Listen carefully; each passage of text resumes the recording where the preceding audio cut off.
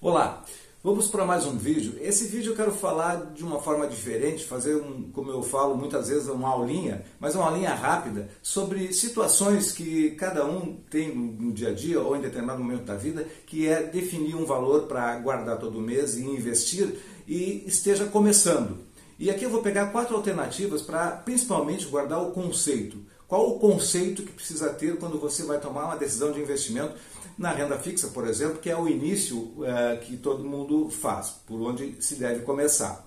Então eu vou falar sobre isso, são 4 modelos, 4 exemplos, e você então daí vai tirar assim as suas decisões, enfim, vai fazer seu raciocínio e mandar as suas dúvidas se você tiver aí. E já falando nisso, eu te convido para te inscrever no canal, dê o seu like, comente, compartilhe. E também me siga no Instagram e acompanhe lá no Telegram, conheça o blog e a página do Amparo Sucesso Financeiro.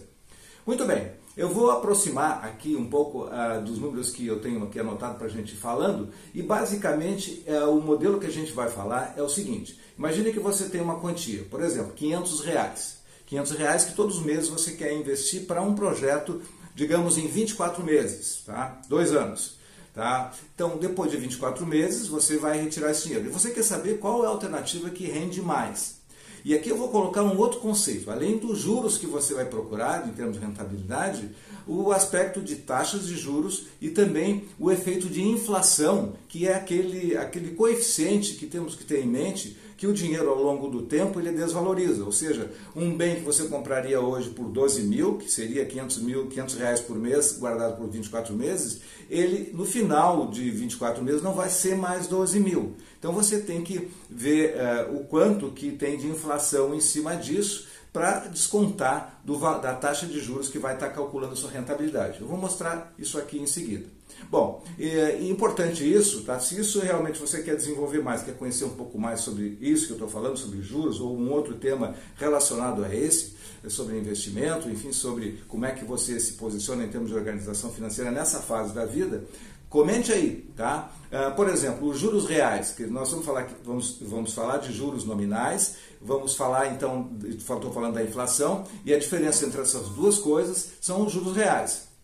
Então, se você quiser ainda mais sobre isso, quiser ter mais um complemento, comenta aí também que eu vou fazer um outro vídeo rapidinho sobre juros reais, fazendo a conta para você se posicionar melhor, tá bom? Bom, muito bem, então deixa eu aproximar aqui para a gente enxergar um pouquinho dos meus numerozinhos, e aí a gente seguir. Bom, eu já falei, então, a ideia nesse exemplo, nós termos R$500 por mês, imagina uma situação, você pode adequar ao valor que você tem, ao projeto que você queira trabalhar, e vamos ver então como é que fica isso na prática. Vamos imaginar que amanhã você fosse na sua corretora ou no banco e com essa decisão tomada.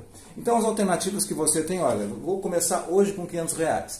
Se você fosse, depois eu faço um resumo aqui para ficar mais, digamos assim, mais sucinto o que eu estou falando. Primeiro, vamos ficar atentos ao conceito, tá bem? Bom, se você fosse colocar na caderneta de poupança, o que aconteceria? Então, R$500 todos os meses, eu já fiz as contas aqui para simplificar e ganhar tempo, R$500 por mês em 24 meses, você tem que pensar o seguinte: primeiro, o investimento na caderneta de poupança, você vai ganhar, em termos brutos de rentabilidade, 70% da taxa Selic. Imaginando que, no meu exemplo, a média da taxa Selic para os próximos 24 meses seja 6% ao ano, fazendo a conta, você teria, então, no conceito de caderneta de poupança, você tem 70% da taxa Selic. Então, essa conta aí tem que fazer, ou seja, você não vai ganhar a Selic cheia, não vai ser remunerado pela Selic cheia. Então, você vai ganhar 70%, mas na caderneta de poupança, lembrando que ela não tem imposto de renda e você não tem, por exemplo, taxa de custódia, como tem em outras alternativas que eu vou falar aqui, nas alternativas do Tesouro. Então, o valor que você tem de atualização de 70% o valor bruto é igual ao valor líquido. E nesse exemplo que eu estou fazendo, o seu ganho vai ser zero, ou seja, você não vai ter ganho além da inflação. Então, por que eu estou dizendo isso? Você tem um ganho, que é os 70% da Selic, e aí eu estou usando como exemplo também que a inflação nesse período vai ser 4% ao ano, que são dados basicamente do relatório Focus do Banco Central. Então, isso é mais ou menos uma média que eu estou usando com o relatório que saiu agora, está saindo hoje, dia 26 de abril.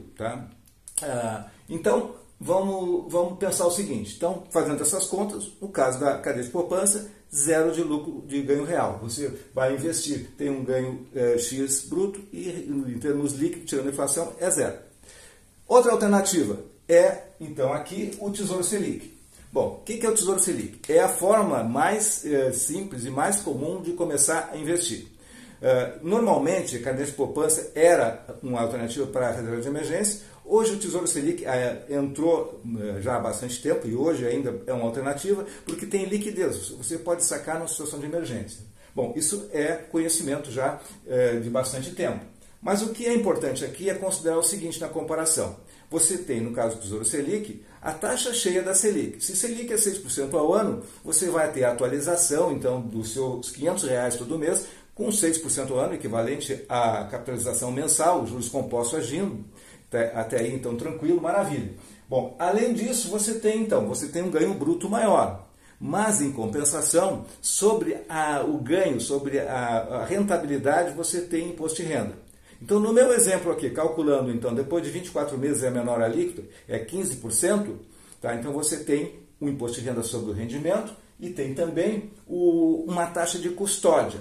E vamos guardando isso. Então, o Tesouro Selic, que é o exemplo aqui, tem o imposto de renda, após 24 meses é 15%, e tem a taxa de custódia. A taxa de custódia é 0,25% ao ano sobre o valor total que você tem investido. E ela é cobrada em janeiro de cada ano, uma parte, e outra parte em julho, no primeiro dia do mês. Primeiro dia útil do ano, em janeiro, e depois em julho. Então tem essas duas coisas. Você tem um ganho bruto, tem que tirar o imposto de renda e tem que tirar a taxa de custódia. Nesse exemplo que eu estou fazendo aqui, mostrando para você, tem uma ligeira vantagem em relação à cadeia de poupança. Depois de 24 meses, tirando a inflação ainda de 4%, você vai descontar, você vai ver que tem um ganho real de 53%. Ou seja, você teve aqui, colocar o dinheiro nessas duas opções, poupança e Tesouro Selic, teve um ganho de quase zero, mas você preservou o valor do capital, tá? Mas não aumentou, então não é uma alternativa para aumentar capital.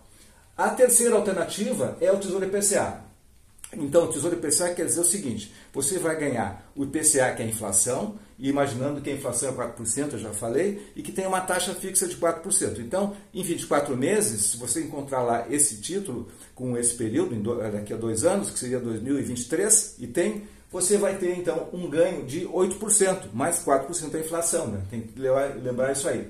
Então, fazendo as contas, você tem também, igual ao Tesouro Selic, o imposto de renda sobre o ganho e tem também o valor da taxa de custódia que eu acabei de explicar. Então, Tesouro tem que lembrar isso. Essa taxa de custódia é uma taxa para a B3 cuidar dos seus investimentos, dos seus títulos que você tem lá. Então, tem uma taxa, isso não tem como negociar. Tá? É da B3 que determina isso. Então, você tem, nesse caso, um ganho real, no caso do Tesouro IPCA, de R$281. Começou a melhorar. Tá? Tem uma diferença que ele não, aí, em relação aos outros, que não tem liquidez. Você não pode ir lá, até tem a liquidez, mas se você tirar antes do vencimento, porque ele tem uma data de vencimento, você pode ter perdas ao invés de ter os ganhos esperados. Se você for até o vencimento, esse seria o ganho que você vai ter, considerando essas premissas que eu coloquei. E por fim, um CDB, que é o mais comum. Então, estou falando dos investimentos mais comuns. Um CDB de 130% do CDI. O que quer dizer isso? Ou seja, o CDI é próximo da Selic. Eu fiz as contas aqui, então esse CDB com 130% do CDI, ele não tem, no caso aqui, a taxa de custódia, porque tem alternativa sem ter a taxa de custódia, mas tem imposto de renda sobre o rendimento. Então, nesse caso, nessa conta do CDB, o valor do ganho real, tirando a inflação, sempre lembrando, é R$270. Bom, concluindo então o nosso vídeo, tá?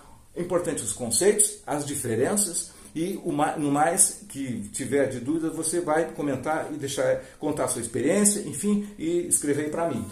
E resumindo então o que nós temos nessa situação aqui simulada.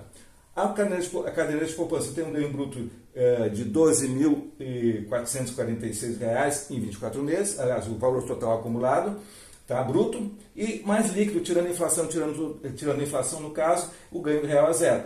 E recapitulando tudo isso então, Tesouro Selic com 12 ponto com 12.686, tem um valor líquido de 12.053, tem um certo ganho pequenininho, tá? E Tesouro IPCA, então é o melhor deles, 18.931, e ganho líquido de 12.281, maior do que o CDB, que tem, na verdade, um ganho de 270, nesse exemplo aqui. Então, com isso aqui, a gente poderia tomar uma decisão mais consciente do que estamos fazendo com o dinheiro. Tá bom? Essa é a ideia do vídeo, a ideia era ser mais rápido, mas eu tive que entrar em algumas explicações aqui que estourou um pouquinho o tempo que eu tinha previsto. Tá bom? Ficamos por aqui, até o próximo vídeo. Sucesso e prosperidade!